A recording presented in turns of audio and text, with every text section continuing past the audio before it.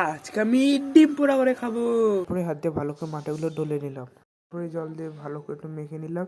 মেখে নেওয়ার পর হয়ে গেল একটা ডো। এবার এটাকে ডিম দিয়ে চারিদিকটা পুরো কভার করতে হবে মাটিটা দিয়ে। কমপ্লিট হয়ে গেল। যে নিচ থেকে এটা বানিয়ে এনেছি হয়ে গেছে। এখন এটা এখন আমরা আগুন দেবো। চলো আগুনে পড়বে, ওখানে গিয়ে তোমাদের দেখা হচ্ছে তোমাদের সাথে। আর এটা এখন আগুনে তুলে নেবো। এই দেখো ফেটে গেছে, কিন্তু এদিকটা মাটিটা ফেটে গেছে। এবার আসলাম তারপর ছাদের ওপরে।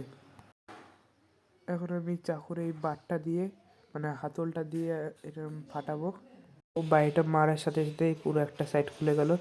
আর ডিমটা এই যে ফেটে গেছে, ভিতরটা দেখো কেমন মানে পুরো লালচে লালচে টাইপের আর কি হয়ে গেছে। বুঝছো, এই এরকম হয়েছে ঠিক।